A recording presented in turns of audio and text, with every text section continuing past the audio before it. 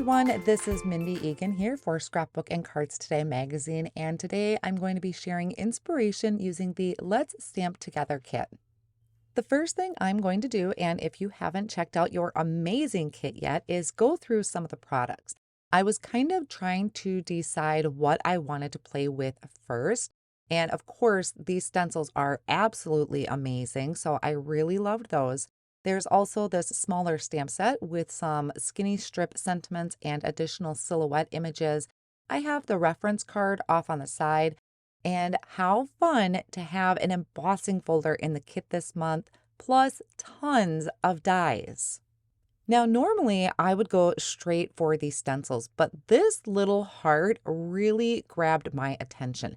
There's actually three of them in three different sizes on the die set. This is the larger of the three, and I love that little shine area on the heart. I think that just makes it even more cutesy. And I had some cardstock on my desk yet from Concord and Ninth. This is some of their brand new colors. There is Wildberry, Watermelon, Creamsicle. The yellow is a previously released color, which is Honeycomb. Then I have Grasshopper, Eucalyptus, and Rainforest. Now, I figured since I was aligning this onto like a grid style format on my card, I cut two more out of, I have to look up my colors because I can't remember which ones I grabbed, but I just needed to complete the rainbow. So I really loved how that was turning out. So I decided to go ahead and finish this card off. I went with using that die cut word you. I die cut it out of a matte gold cardstock, and then I die cut it about 3 more times out of white cardstock. And I'm layering those together to create dimension for that die cut word. To do this, I am using my trusty tweezers from Gina K Designs, and I also have some Connect glue in a fine tip bottle, which I find really helpful on some of those skinny areas of the letters. I'm also working on a silicone mat. I just find it easier, especially when I am gluing pieces like that, because then it's easy cleanup for any excess glue that may seep out. So I placed something heavy. I did the rest of the letters. I placed a heavy block on the top and let that sit. And then I went through all of my hearts and I am adding some thin foam squares behind it. I'm going to have that kind of lift up off the card, so it's a little bit of dimension, not too much. And if you didn't want to use foam squares, you could certainly die cut the hearts multiple times from white cardstock to add a few more layers behind it. Now I'm going to come back in and I'm lining everything back up and I am eyeballing it.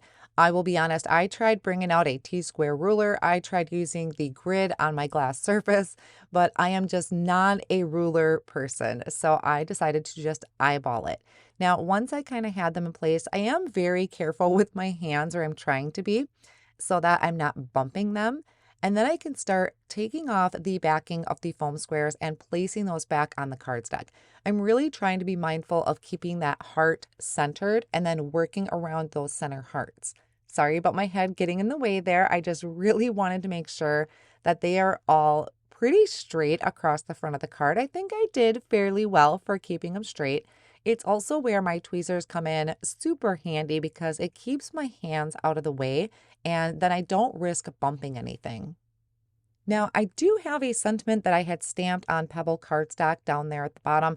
I decided I didn't like that. I wanted to stamp directly on the front of the card. So I brought my card front over. This card front is 4¼ by 5½, and I left that there just to get an idea of my placement. So my hearts are glued down. The letters are not. I just kind of left it there to give me an idea where my sentiment's going to go.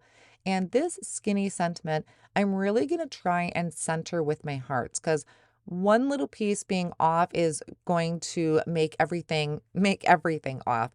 So I was really trying to be careful to make sure that that is centered. Once I'm happy with that placement, I will then close the door of my MISTI and I'm going to pick up the stamp. I'm going to try and look at the grid lines on my MISTI door to help make sure that that is straight as well. And then I'm going to ink that sentiment up with a black ink. The ink that I'm using today is the Lawn Fawn Black Licorice ink. Any color ink honestly will work here. I think even pulling a color out of that rainbow would look really pretty as well. It is a pretty delicate sentiment. So I'm just going to stamp down gently. And since my cardstock didn't move, everything is still in place. I will stamp it one more time to get that really good impression. This is an A2 size side folding card base that I'm adding tape runner to. This is the Gina K Designs tape runner. So I go all the way around the edge and a couple pieces in the middle, and then I can attach my card front to that. I like to try and have my card fronts attached to a card base before I put on any liquid glue, just in case there is a little bit of warping from that liquid glue being there. So I'm bringing in the letters and trying to center those up once again, eyeballing it. If you are really good with a ruler, you could totally use a ruler here. Then I'm going to add that liquid glue to the back. If I have any kind of excess glue, I can tap it off with my finger. And then once again, using my tweezers and kind of lining those up. Once I have my letters down, I do place a heavy block on it and let it sit for maybe about 20 seconds. So I know this is a really, really simple design, but it makes me so happy. All of those colors, and I think that shine mark on the heart is super cute. I really, really love how this turned out, and you can do this with quite a few of the elements out of that die set, not just the hearts. So that is a card idea number one. Now I have card idea number two. And of course, it wouldn't be a true Mindy video if I didn't have some ink blending in here. So I took this die that is the present and I die cut it out of some different colors of cardstock. There's wild berry, creamsicle, and watermelon. And I am going to stencil over the top with a tone on tone look.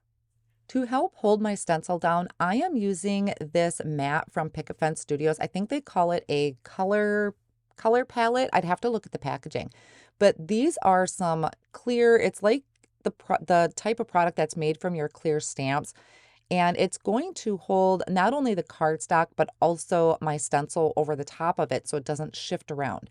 And there is quite a bit of a lip to it, so you really do know which side is your front side and which side is the bottom. And since I'm working on a glass surface, I just place that right down over the top so it's not going to move around on me. And then I can start ink blending. So I'm starting with the lightest color. This is the creamsicle cardstock. And I'm going to bring in that stencil. And you can see how this stencil lines up right over the top. Super, super cute design with the bow and the little sparkles.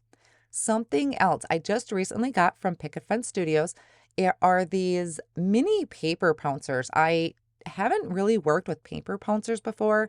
I usually work a lot with blending brushes, but these are super cute. I mean, they do have a larger size. These are the minis, and I don't know, it's just something about minis are absolutely darling. So it's very, very soft at that white part on the end of it. And it's got a little handle here. It was very easy for me to hold. I'm going to come in with creamsicle ink, so the tone on tone look. And you just pick up your ink and pounce it over your stencil. Now, after a while, I did start to pounce and twist a little bit because I really needed to get into those small areas of the stencil. And I think it picks up ink very, very well. But I think it's even better when you have a foam pad because foam pads are usually a little bit more juicy. So it was really easy to pick up the ink. I can place it up in its holder. Here I'm kind of peeling that stencil back and I noticed that I needed to go over some of those areas a little bit better. So I applied some more ink to it. I really do like how my stencil for the most part stayed in place, almost like a hinge where I could peel it back, take a look. If I needed more or needed to adjust something, I could place it back over. For the most part, it stayed in place. But once I was done, I completely removed it, removed my cardstock, and then off screen, I am going to clean my stencil and I just use a rag and some rubbing alcohol. And then I'm going to bring in the present die cut from watermelon cardstock and I will be applying watermelon ink.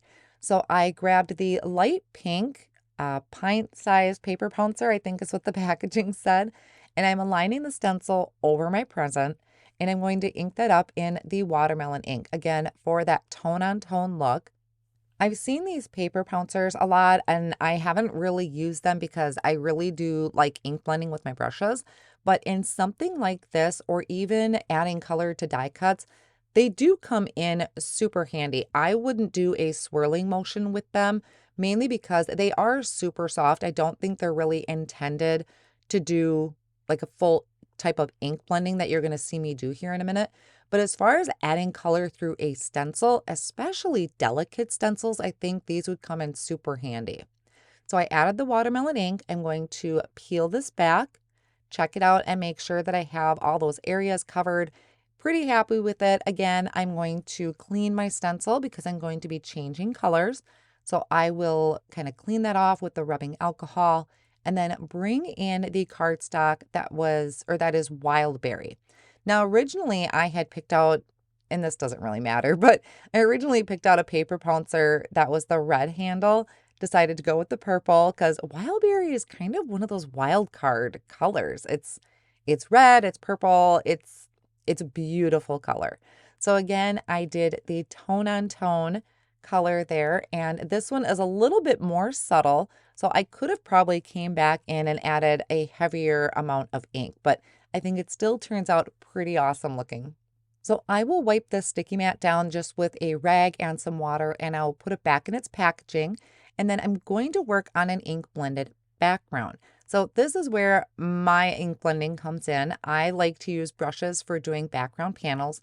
And what I had thought is I would use those same colors, but have them fade off to white towards the bottom of the cardstock where my sentiment is going to be. So I'm starting in the middle of some white cardstock. This is cut to 4 1/4 by 5 1/2. And I'm starting heavy handed on that top end.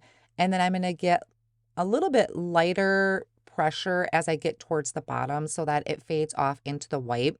Started with the watermelon. I'm going to come in from the side with the creamsicle. Now for these, any type of blending brush will work. You could use your Gina K brushes or Tailored Expressions.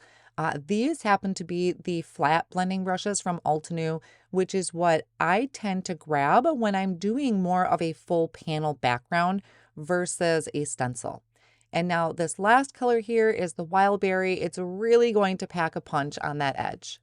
These 3 colors is like my new favorite color combo for ink blending because it blends beautifully for one, and it just looks so dreamy on your card panel. So now that I have that done, I'm going to come in and stamp the sentiment. This is the general idea of what I was thinking with my presents. And I do want to add splatters, but I have learned that I need to add or stamp my sentiment first before adding splatters. And I'll explain that a little bit more in a minute. Here I'm doing the word celebrating. So my card's going to say celebrating you. I am using the Lawn Fawn Black Licorice ink once again. Once I stamp that down, I'm taking a Post-it note and I'm ripping off the top part of the sticky note where it's sticky, and I'm going to mask over my sentiment. Now I'm bringing this over to my splat box, and I just have some white acrylic ink here that I'm mixing with some water, and I'm going to add the splatters to the background. I have learned with splatters that you really want to stamp your sentiment first and then mask it off, because otherwise if you get splatter where you want your sentiment, it is really hard to get a nice clean stamped impression. So that's why I stamped it first and masked it off. Now I decided to really have some fun and play. This is some unicorn sparkle spray from Tailored Expressions. I've had it since it came out. I've never used it. Wow, have I been missing out. It kept the color in the background and it added a beautiful shimmer to that. It's like the iridescent shimmer to it. So I love that it kept my colors, because sometimes some of those sprays almost kind of come out white. This one really just stepped up that sparkle. And then I also grabbed the gold and I added a few splatters of the gold to the background. Now this was only 80-pound cardstock. It really wasn't meant for sprays, so I did try to be a little careful on how much I was adding to it. It's got a little bit of a warp to it, which will flatten out once I add it to a card front. I removed my mask, and now I can start working on the assembly for the card. So I added some thin foam squares to the 2 presents I planned on having on the outside edges. I started out with having the colors kind of match the background, so the wild berry on that side. And then I decided to switch, and I thought this helped make them stand out a little bit more, where now my creamsicle cardstock is over the wild berry area. And then the watermelon, that one's just still going to stay in the center. Since the two ends are popped up, I'm bringing in some regular thickness foam squares, and I'm going to add it just straight down the center of the watermelon present. I went ahead and trimmed my panel down to 4 by 5 1/4. I layered it with a piece of white cardstock to add a little bit of stability to it, kind of help flatten that out. And then using my tape runner again, just adding this to an A2 size side folding card base.